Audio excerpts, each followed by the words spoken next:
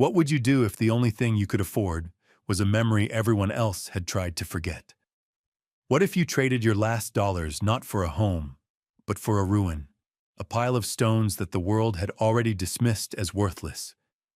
They said she was a fool, trading good money for bad ground. But the truth waiting inside those crumbling walls was a secret the entire valley had forgotten how to hear. Stay close now, and find a quiet place to settle in.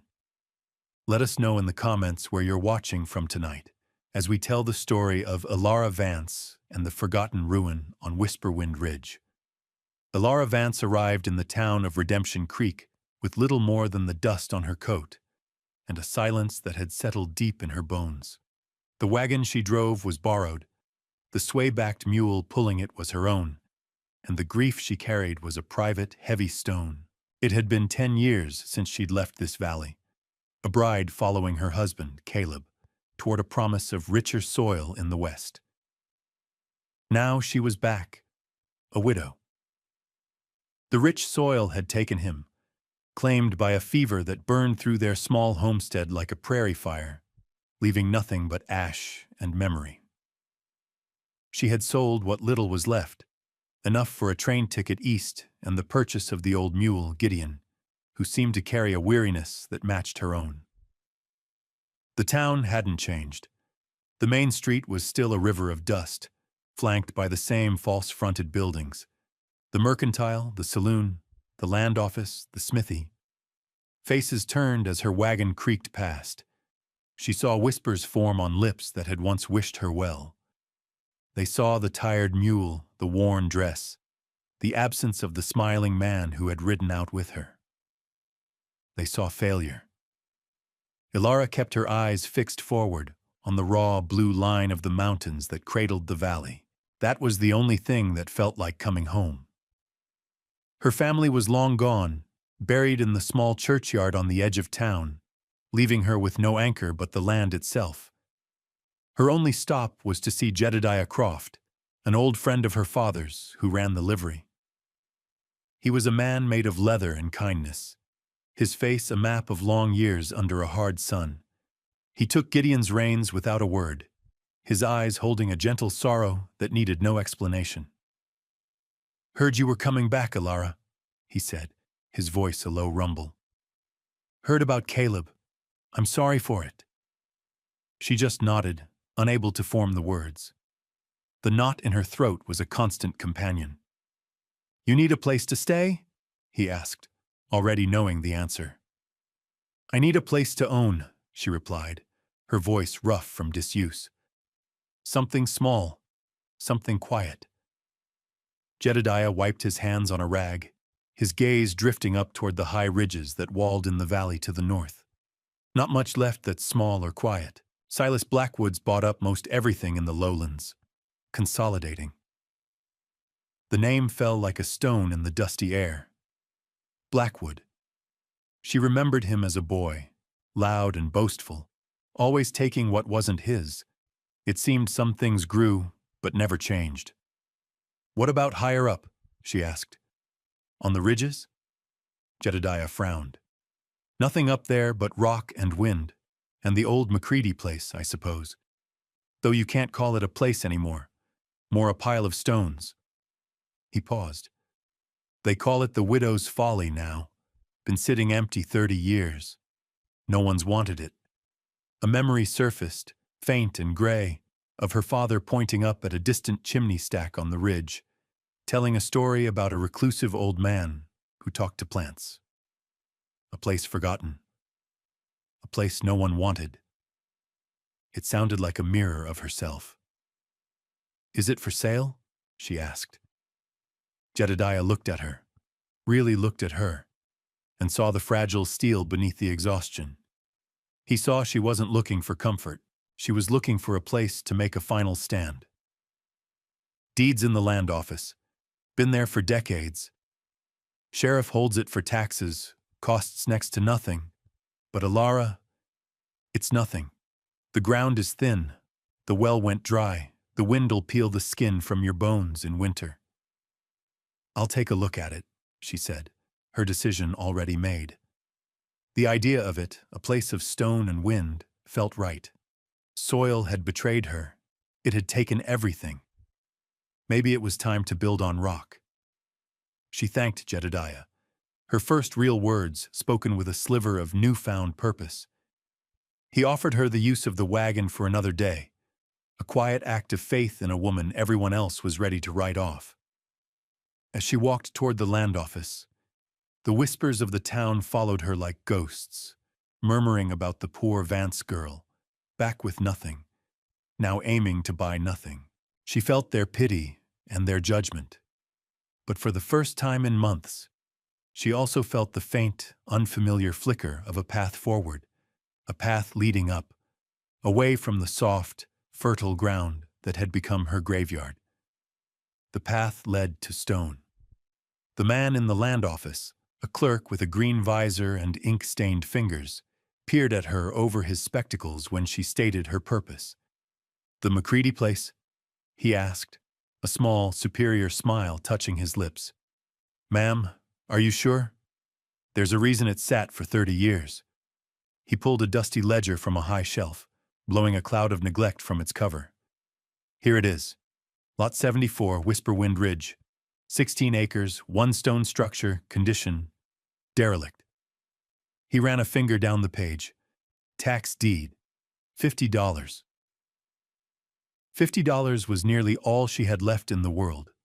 It was the sum total of her failed life in the West, the ghost of 1,000 acres of wheat, of a sturdy farmhouse, of a future. She laid the money on the counter. The worn bills were a testament to her loss. The clerk counted them slowly, as if surprised they were real. He filled out the deed with a flourish, the scratch of his pen loud in the silent room. As he handed her the paper, he couldn't help but add, "Silas Blackwood offered 10 for it last year. Said he'd use the stones for a new wall. You've paid 5 times what it's worth." Elara took the deed, the paper cool and official in her hand. It felt heavier than a simple document. It felt like a wager against the world. She folded it carefully and placed it inside her bodice, the paper resting against her skin like a promise or a prayer. Outside, the sun was bright, making her blink. The town seemed to hold its breath as she walked back toward the livery, the news of her purchase traveling faster than she did. Men standing outside the saloon stopped talking. Women in the mercantile parted the curtains to watch her pass. They saw a woman buying a ghost, a forgotten ruin on a god-forsaken ridge. They saw a fool. What they couldn't see was the flicker of hope in her, the desperate need for a place so broken that no one could hurt her there, a place where the only thing left to do was build. She had her deed. She had her mule. She had a pile of stones waiting for her on a windy ridge. It was, for the first time in a long time, a beginning. What was she thinking? Trading everything for a ruin. Was it desperation, or did some deeper instinct guide her hand? What secret could a pile of forgotten stones possibly hold that an entire valley had overlooked for 30 years? Let us know what you think in the comments below, and don't forget to subscribe for more stories of hidden treasures and quiet triumphs. Now, with the deed in hand, Elara Vance had to face the reality of what she had just bought. The mockery wasn't long in coming. As Elara loaded a few meager supplies into the wagon at the mercantile, a sack of flour, beans, salt, a new axe head, the whispers were no longer whispers. They were spoken just loud enough for her to hear. $50 for that pile of rocks. One man chuckled to another over a barrel of pickles. She'll be back down before the first snow, begging for a room.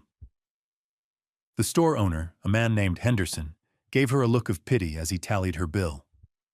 "It's a hard place up there, miss," he said, his voice laced with a condescending kindness she found more grating than open scorn. "The wind never stops." Elara simply paid her bill, her face a mask of calm she did not feel. Each word was a small stone being thrown at her, and she was already weary from the weight of them. As she was tying the last of her provisions down, a shadow fell over the wagon. She looked up to see Silas Blackwood astride a magnificent black stallion, the leather of his saddle creaking with expensive authority. He was a big man, his face ruddy with sun and self-satisfaction. He looked down at her, his gaze sweeping over her worn dress and the tired mule with open contempt. "Vance," he said, the name a dismissal. "I hear you bought the old Macready rubble." Ilara met his gaze and said nothing. Her silence seemed to irritate him.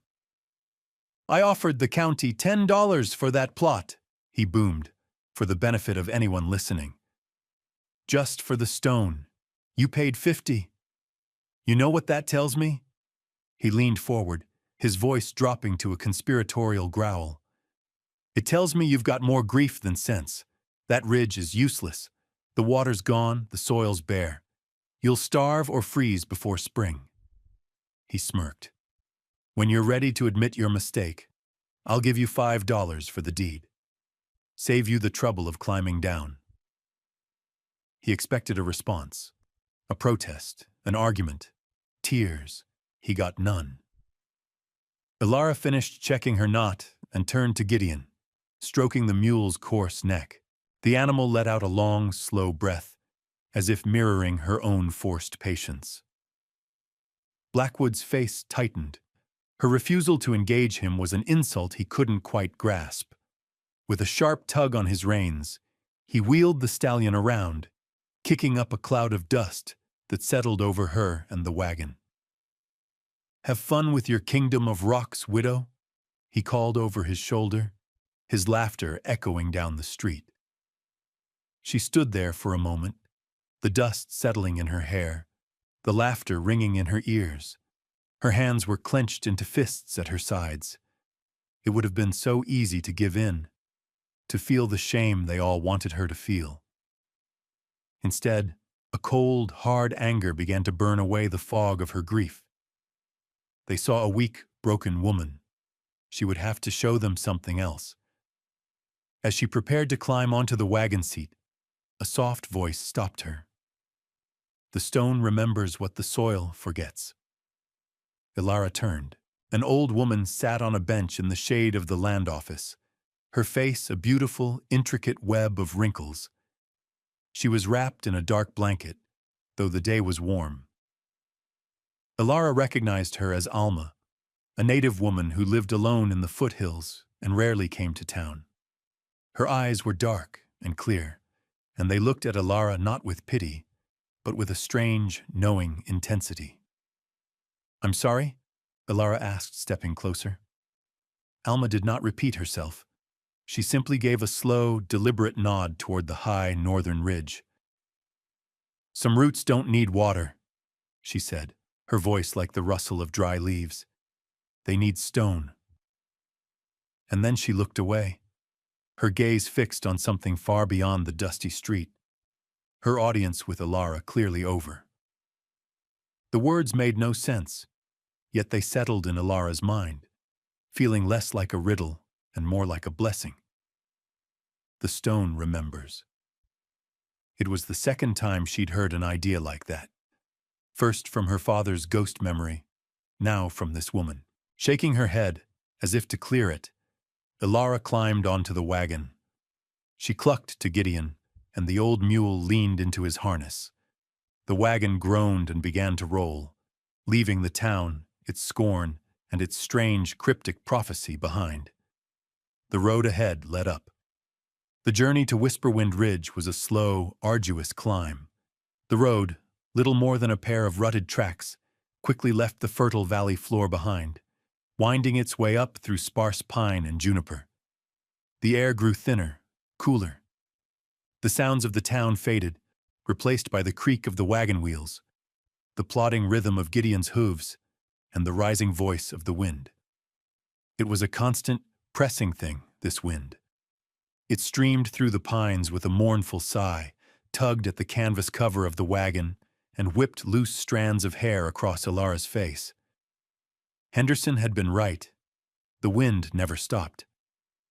Gideon, patient as a saint, leaned into the incline, his breath coming in steady, white puffs. Ilara felt a deep kinship with the animal. They were two tired creatures, pulling a heavy load toward an uncertain destination. By late afternoon, they reached the turnoff described on the deed.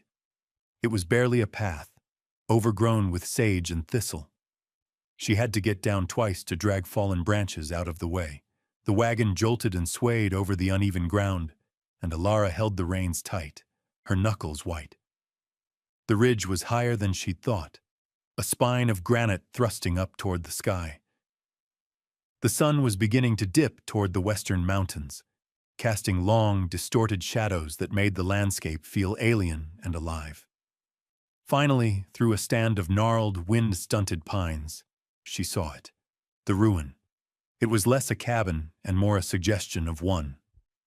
4 low, crumbling stone walls stood defiant against the sky, but the roof was entirely gone, its timbers having long ago collapsed inward to create a chaotic jumble of splintered wood and debris. The chimney stack, which she'd seen from the valley, stood tall at one end, a grim, solitary finger pointing at the heavens. There was no door, only a dark, gaping hole. The windows were empty eyes. The 16 acres of land were not a field, but a slope of rock and thin, pale soil, choked with weeds and thorny bushes. A single ancient oak tree grew near the ruin, its branches twisted and tormented into fantastic shapes by the relentless wind. Jedediah had not exaggerated. Blackwood had not lied. It was nothing.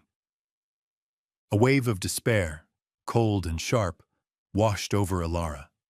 The anger that had fueled her climb from the town guttered and died, leaving only the hollow ache of a profound mistake. $50. She had spent her entire world on this pile of stones. The wind howled around the corners of the ruin, a sound of pure desolation. It was a place where things came to die, not to be reborn. She brought Gideon to a halt and slid wearily from the wagon seat. Her legs were stiff, her body sore. The mule lowered his head and stood motionless, as if he, too, were taking in the scale of their folly. Ilara walked slowly toward the cabin, her boots crunching on gravel and dried weeds. The air was sharp with the scent of pine and cold stone. She stopped at the threshold, the gaping hole that was once a doorway. Inside, the last of the day's light illuminated a scene of total decay. The floor was a mess of rotted wood, fallen stone, and dirt. Weeds grew up through the cracks. In the center of the room, the collapsed roof beams lay like the bones of some great, fallen beast. At the far end was the fireplace, a massive hearth of dark, soot-stained granite filled with rubble. It was worse than she could have imagined. This wasn't a home waiting for repair. It was a grave. The weight of her journey, her grief, and now this crushing disappointment pressed down on her. She leaned against the cold stone of the doorframe, the rough surface biting into her palm. Tears she had refused to shed in front of the town now burned behind her eyes. She had come here seeking refuge, a place to build. Instead, she had found the end of the line. The sun sank below the mountains, and the world was plunged into a deep purple twilight. The wind picked up, moaning through the empty windows. That night, she didn't even try to go inside. She unhitched Gideon, giving him his small ration of oats, and made her own cold camp in the lee of the wagon. She wrapped herself in her bedroll, listening to the lonely sounds of the ridge, the stones of her new home whispering of failure in the dark. That first night on the ridge was long and cold. Ilara slept fitfully, huddled in her bedroll, the constant sighing wind a restless companion. She woke before dawn, the sky a pale, bruised gray to the east. Every muscle ached. The despair of the previous evening had settled into a hard, dense knot in her stomach. For a long moment, she considered Blackwood's mocking offer. She could pack up, lead Gideon back down the mountain, and take his $5. She could swallow her pride and beg for work, for charity. The thought was so bitter It was a physical taste in her mouth. She looked at the ruin, a dark silhouette against the growing light. It was hers. A failure, perhaps, but her failure. To turn back now would be to admit that Blackwood and the town were right, that she was nothing more than the broken widow they saw. With a resolve born of pure stubbornness, she rose. She built a small fire, boiled water for coffee, and ate a piece of dry bread. The simple ritual was grounding. Gideon watched her, his large, dark eyes patient. After she had eaten, she walked back to the cabin.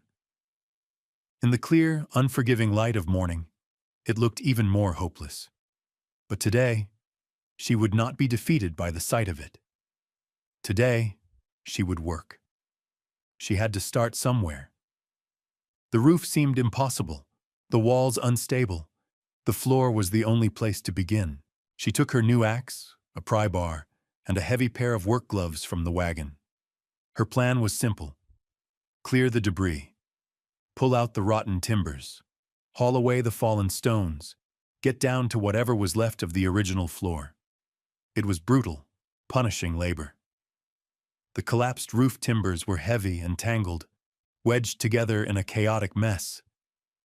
She used the pry bar to lever them apart, the axe to chop through the most stubborn pieces. Splinters dug into her gloves. Her shoulders and back screamed in protest. She worked in a grim, methodical rhythm, dragging one piece of wood at a time out of the cabin and into a pile. By midday, she had cleared a small section near the door, revealing patches of the original flagstone floor underneath inches of dirt and rubble. She was sweat-soaked and covered in grime, but a small patch of solid ground was visible. It was the first victory, however small. She kept on, moving deeper into the single large room. Her focus narrowed to the task at hand. The next beam, the next pile of rubble. The world shrank to the space within those 4 stone walls. The town, her grief, her past. It all receded, replaced by the satisfying ache of physical exertion. As the afternoon wore on, she worked her way toward the great stone fireplace that dominated the far wall. It was choked with debris from the collapsed chimney and years of neglect. Soot and crumbled mortar covered everything. She began to haul out the larger pieces of fallen rock, tossing them onto a pile outside. Then she used a shovel to start clearing the smaller rubble and ash from the hearth itself. It was packed solid. As she dug, her shovel struck something that wasn't loose rock. It made a dull, clinking sound. Curious, she knelt down and began to clear the debris with her hands. Buried deep in the compacted ash and dirt at the very back of the hearth, nestled against the fireback, was a single, smooth stone. It was unlike the rough gray granite of the fireplace. This stone was dark, almost black. But when she turned it in the light, it shimmered with veins of an astonishing, deep blue-green, the color of a peacock's feather or a distant nebula. It was perfectly smooth, shaped like a large egg, and felt strangely dense and cool in her palm. It didn't belong here. The fireplace was made of local stone, quarried from the ridge. This was something else entirely, something foreign. She stood up, wiping the soot from the stone with her glove. It was beautiful, in a strange, quiet way, an anomaly. Why would it be here, tucked away in the back of a fireplace? Was it a good luck charm? A child's forgotten toy? A decorative piece left by the mysterious Mr. McCready? She had no answers. It was just a pretty rock. She was about to toss it onto the stone pile outside when she hesitated. Something about it felt special. It was the first beautiful thing she had found in this place of decay. On an impulse, she slipped it into the pocket of her dress. It felt heavy and solid against her leg, a small, secret discovery. She didn't understand it. She didn't know what it meant. But as she turned back to the half-cleared room, the ruin no longer seemed quite so hopeless. It now held a question, and a single, beautiful, out-of-place stone. Days turned into a week, and the week bled into a month. Ilara's life found a rhythm, dictated by the sun and the sheer scope of the work. Every morning she rose, tended to Gideon, and began her assault on the ruin. The pile of rotten timbers grew, a testament to her labor. She cleared the entire cabin floor, revealing a surprisingly intact flagstone foundation, scarred and stained but solid. Solid. The word echoed in her mind. After the floor was clear, she started on the walls, meticulously checking each stone. Using fresh mortar mixed with clay and water from a small, trickling spring she'd found a quarter-mile down the slope, to fill the gaps the wind had worried open over 30 years. Her hands, once soft, became calloused and strong. The sun browned her skin, and the constant work sculpted lean muscle onto her frame. She was no longer the frail widow who had arrived in the valley. She was becoming a part of the ridge, as weathered and resilient as the ancient pines. Gideon was her constant, silent shadow. The old mule would stand for hours in the shade of the twisted oak, watching her work, his ears occasionally flicking at a fly. His calm, patient presence was a balm. In the evenings, when she was too sore to move, she would sit with him, sharing a piece of an apple, her head resting against his warm, coarse flank. He would let out a low, rumbling sigh, a sound of deep contentment that seemed to say, "We are still here." He was her only friend, the only living creature who asked nothing of her and accepted her completely. Together, they were two solitary beings, holding their ground against a world that had discarded them. As she worked, she found more of the stones. They were not in the cabin walls or the foundation. They were in the earth itself. When she began the back-breaking task of clearing the 16 acres of weeds and thorny brush, her shovel would turn them up. They were never on the surface, always a foot or two down, nestled in the thin, rocky soil like sleeping things. Most were smaller than the first one she'd found, the size of a robin's egg or a thumb. But they all had the same strange density and the same mesmerizing blue-green veins. They were scattered randomly across the entire plot of land. At first she collected them, piling them neatly on the stone wall she was rebuilding. They were a curiosity, a small mystery. But as their numbers grew, so did her puzzlement. This wasn't a random scattering. There were too many of them. It felt intentional, like seeds sown in the ground. Remembering Alma's words, some roots don't need water, they need stone. Ilara began to pay closer attention to the plants growing near the strange stones. The land looked barren, choked with thistle and scrub. But where the blue-green stones were most numerous, she noticed a different kind of plant growing. It was a low, hardy herb with silvery green leaves and a tiny, deep purple flower. It didn't grow anywhere else on the ridge, only in the pockets of soil where the strange stones lay buried. When she crushed a leaf between her fingers, it released a sharp, clean scent, like mint and pine and something else, something medicinal. She didn't recognize it. It was another piece of the puzzle, another question without an answer. The stones and the herb seemed connected, a secret conversation happening in the soil beneath her feet. Her hands, through the simple act of clearing the land, were learning something her mind had not yet grasped. The work was no longer just about rebuilding a shelter. It was an investigation. Each shovelful of earth, each stone pulled from the wall, was a question posed to the silent, forgotten history of the place. And slowly, the land was beginning to offer up its clues. One afternoon, while repairing the flagstone floor near the hearth, her pry bar slipped between two stones and hit something that wasn't earth. It clanged with the hollow sound of metal. Her heart gave a small, quick beat. She worked the pry bar back into the gap and levered up one of the heavy flagstones. It came loose with a grating groan, releasing the scent of damp, trapped earth. Beneath it was a shallow cavity, and nestled inside, wrapped in oilcloth that had mostly rotted away, was a small tin box, rusted but intact. It was a document box, the kind a person might use to keep important papers safe from fire or flood. Her hands trembled slightly as she lifted it out. It was heavier than it looked. She carried it outside into the late afternoon light and sat on the low wall she had just finished rebuilding. Gideon, seeing the break in her routine, ambled over and nudged her shoulder with his soft nose. She pried the rusted lid open.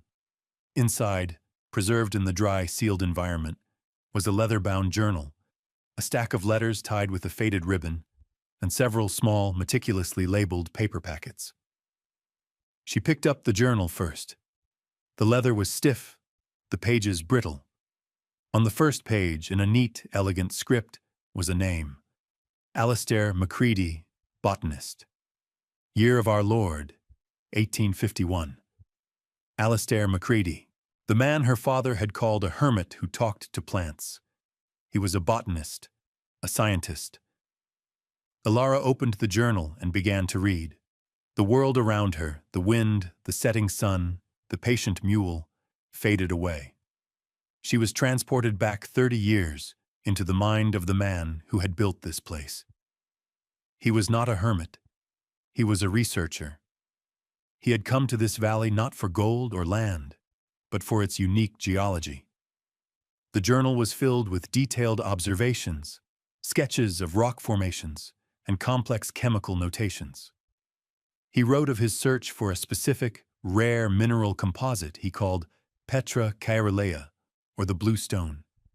He believed it held unique properties that could enrich soil in a way no other substance could. He had found it here, on this ridge. The blue-green stones, her stones. They were not just pretty rocks. According to Macready's notes, they were incredibly rich in copper, cobalt, and a dozen other trace minerals, a combination found nowhere else he had studied. He theorized that these minerals, when slowly released into the soil, could support plant life that would otherwise perish in such thin, arid ground. He wasn't just building a cabin, he was building a laboratory. This entire 16-acre plot was his experiment. Ilara's hands shook as she turned the pages. The journal then shifted from geology to botany. Macready had traveled the world collecting seeds of rare, hardy, and medicinal plants. Plants that thrived in the Andes, the Himalayas, the driest deserts. His goal was to see if they could be cultivated here, in the unique soil of his stone garden. She picked up one of the small paper packets. On it was written, Rhodiola crenulata, Tibetan highlands, resilient to frost and drought, a powerful adaptogen. Inside were tiny dark seeds. Another packet read, Salvia dori, Great Basin, purple sage, brewed for fevers and lung ailments. The silvery-leafed herb with the purple flower. It was growing all over her land. It wasn't a weed, it was a crop. Macready had succeeded. He had cultivated a garden of priceless, resilient medicinal herbs on this barren ridge. The letters told the final, sad part of the story. They were from his sister, begging him to come home. His funding from a distant university had run out, and his work was being dismissed as eccentric folly. The last letter was returned, marked deceased. He had died up here, alone, his work unfinished and unrecognized. Ilara looked up from the journal, her eyes blurred with tears. She looked at the rocky slope, the scattered patches of silver-leafed herbs, the pile of blue-green stones. It wasn't a ruin. It wasn't a folly. It was a legacy. A secret garden, waiting for someone patient enough to listen to the ground. She, a woman who had lost everything to the soil, had inherited a place where stones gave life. She looked at Gideon, and for the first time in a year, a genuine smile touched her lips. She knew what she had to do. The discovery changed everything. The work was no longer a fight against the land, but a partnership with it. Following the faded maps in Macready's journal, Ilara began to work with a new purpose. She wasn't just clearing land, she was tending a garden. She built low stone terraces to prevent erosion, just as his notes suggested. She carefully transplanted the wild purple sage, giving it room to breathe. She found the small, trickling spring he had documented and cleared a channel to direct its meager flow toward the most promising beds. Her days were still filled with hard labor, but now it was joyful, creative work. She felt the ghost of Alistair Macready at her side, a silent, encouraging presence. She was not just rebuilding his home, she was completing his life's work. Autumn arrived, painting the valley below in hues of gold and amber. On the ridge, the wind grew teeth. The nights were sharp with the coming frost. Ilara had managed to repair a section of the roof over one corner of the cabin, creating a small, dry space for her to sleep, her supplies, and Macready's precious journal. It wasn't much, but it was a home. She worked frantically, harvesting the seeds from the purple sage, drying the leaves, and storing them as the journal instructed. She was racing against the winter. One afternoon, the sky turned a strange, bruised yellow. The wind died down to an unnerving stillness. Gideon grew restless, pacing and sniffing the air, his ears flat against his head. Ilara had seen a sky like this once before. It meant a blizzard was coming, a bad one, and early. She scrambled to secure the cabin, banking the fire and bringing Gideon into the unfinished main room, sheltering him from the worst of what was to come. The snow began just after dusk, not as gentle flakes, but as a driving, horizontal wall of white. The wind returned with a vengeance, shrieking around the stone walls like a banshee. The storm was a physical assault, trying to tear her small sanctuary from the mountainside. Inside, huddled by the fire, Ilara listened to the fury, a profound sense of isolation settling over her.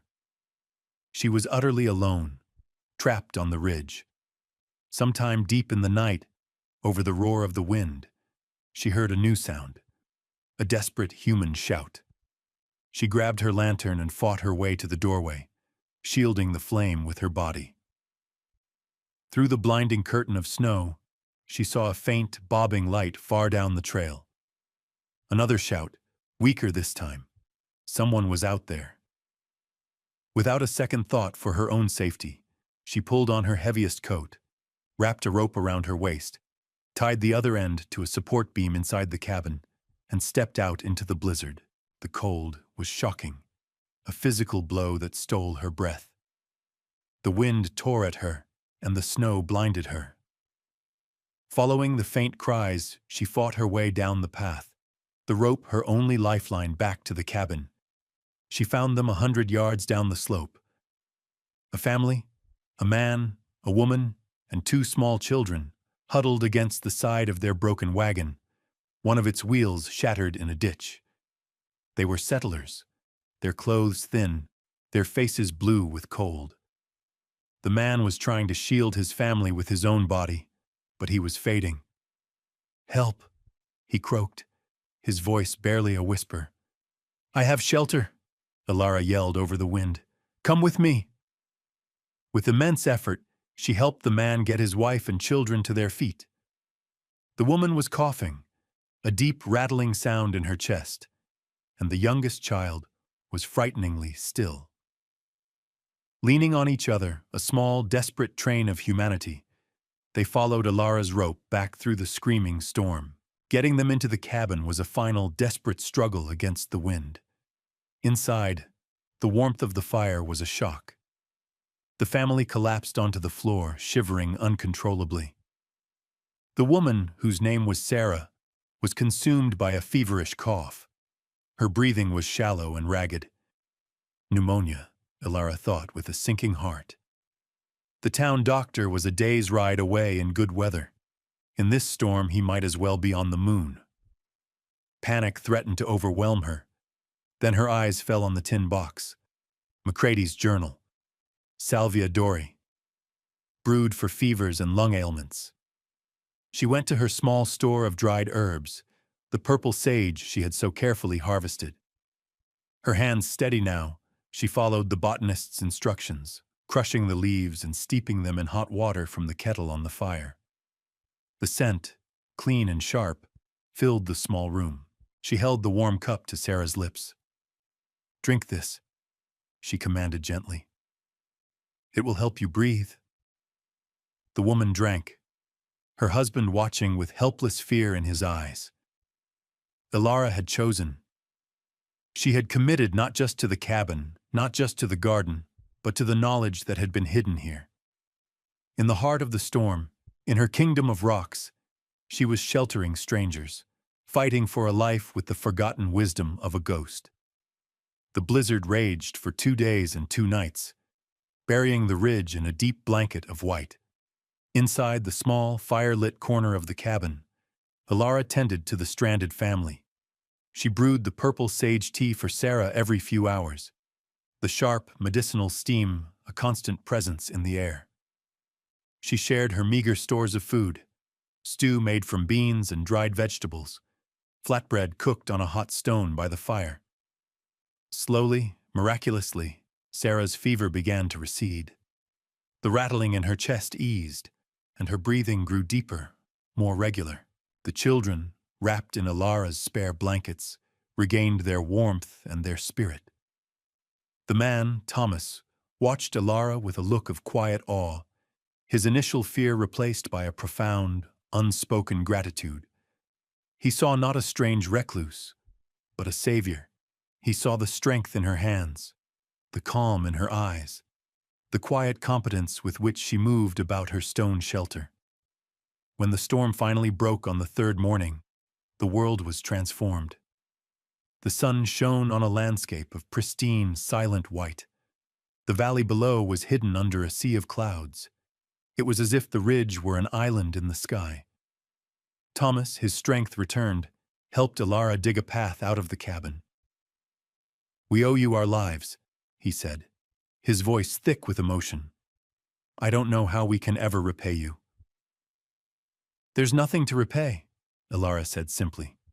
"You were in need." It took another day for the snow to melt enough for travel to be safe. Thomas, a capable carpenter, spent the time helping Ilara brace the damaged roof timbers, his way of offering thanks. When it was time for them to leave, Sarah, now steady on her feet, embraced her. "That tea," she said, her hand on her chest. "It was like a miracle. What was it?" "An old remedy," Ilara replied, glancing toward the journal. "From the mountain." The family made their way down to Redemption Creek, leaving Ilara once more in the silence of her ridge, the quiet broken only by Gideon's soft chewing. The story they told in town, however, was anything but quiet.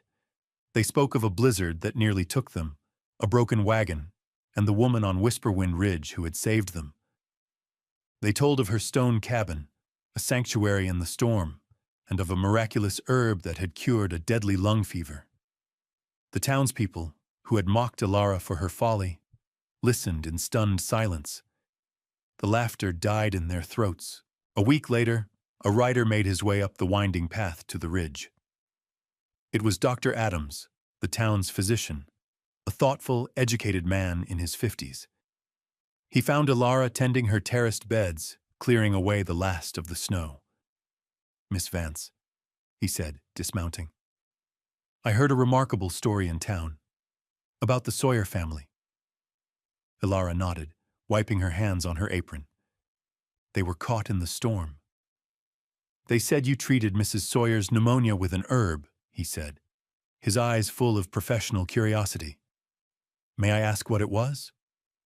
Instead of answering directly, Ilara invited him inside. She showed him the dried leaves of the purple sage. She showed him Macready's journal, the detailed notes, the careful sketches. Dr. Adams sat at her rough-hewn table for over an hour, turning the brittle pages with reverent hands. He read about the Petra Carolea, the blue stones, and the garden of resilient medicinal plants. He looked at the samples Ilara had collected. his initial skepticism melting into sheer astonishment. "My God," he murmured, looking up at her, his expression one of deep respect. This is, this is the work of a genius. Alistair Macready. I've read his early papers. He was dismissed as a crank, but he was right." He looked around the cabin, at the neatly stacked herbs, the organized seed packets. "And you, Miss Vance, you've brought it all back to life." He confirmed everything she had come to believe. The purple sage was a known, if rare, anti-inflammatory. The Tibetan rhodiola was a legendary tonic for strength and resilience. The other plants described in the journal were a veritable pharmacopoeia, a treasure trove of remedies perfectly suited for a remote community. The barren plot of land was one of the most valuable gardens he had ever seen. Word of the doctor's visit and his validation spread through the valley like wildfire. The narrative had shifted. The widow's folly was no longer a joke. It was a place of wonder. People began to look up at the ridge not with scorn, but with a new reverence. Even Silas Blackwood was silenced. That winter was hard, and a blight swept through the cattle herds in the lowlands. His own prize-winning bull fell ill. Humbled, he sent a ranch hand up the mountain with a silent request for help. Ilara, without a word of triumph, sent back a poultice made from another of Macready's herbs, just as the journal described. The bull recovered. Blackwood never laughed at her again. The following spring, the ridge came alive. Under Ilara's careful stewardship, the garden flourished. The silvery purple sage grew in thick, fragrant rows on the stone terraces. The Tibetan rhodiola sent up tough, succulent shoots. Dozens of other plants, whose names she now knew by heart, bloomed in a riot of quiet, hardy color. The air was thick with the scent of herbs and damp earth. Dr. Adams became a regular visitor, bringing supplies and taking away carefully measured harvests of herbs to create tonics and remedies for the town. Redemption Creek, once so isolated, now had its own apothecary, thanks to the woman they had scorned. People from neighboring valleys began to make the journey, seeking out the healing plants from Whisperwind Ridge. The path to her cabin, once overgrown and forgotten, became a well-worn trail. Ilara hired Thomas Sawyer to help her finish the cabin. With his skill and her vision, they transformed the ruin into a sturdy, beautiful home. They rebuilt the roof with strong timbers, installed glass in the windows, and hung a solid oak door. The great stone hearth, once a symbol of decay, now radiated warmth and life. The cabin was no longer a shelter, it was a home, and the center of a thriving enterprise. The town that had once pitied her now depended on her. They saw her not as the failed widow, but as the quiet, determined woman who had listened to the land when no one else would. They called her the healer of Whisperwind Ridge. The name Widow's Folly was forgotten, erased from the valley's memory and replaced by a story of resilience and discovery. One evening, as the sun dipped low, casting the world in a warm, golden light, Ilara stood on the edge of her highest terrace. Below her, the valley was peaceful, bathed in the soft glow of dusk. Gideon stood beside her, his warm breath fogging in the cool air. The silence was no longer one of loneliness, but of deep, abiding peace. Dr. Adams was with her, finalizing a large order that would supply clinics 2 counties away. He looked out over the thriving, terraced gardens, a testament to her tireless work. "You've built something remarkable here, Ilara," he said quietly. "More than Macready himself ever managed. What do you call this place now?" Ilara looked at the blue-green stones that edged the garden beds, shimmering in the last light. She looked at the tough, beautiful plants growing from the rocky soil. She thought of the whispers and the scorn, of the cold despair of her first night, and of the quiet joy of discovery. She placed a hand on Gideon's strong neck, feeling the steady, living warmth of him. I didn't build a garden, she said, her voice soft but clear, carrying the entire weight of her journey. I just learned to listen to the ground. Thank you for staying with us to the very end of this journey. It's a powerful reminder that true value is often hidden right beneath our feet, waiting for a patient hand and a quiet heart. If you were moved by Alara's story of resilience, please give this video a like and share your thoughts in the comments below. Don't forget to subscribe for more tales of forgotten history brought back to the light. We'll see you next time.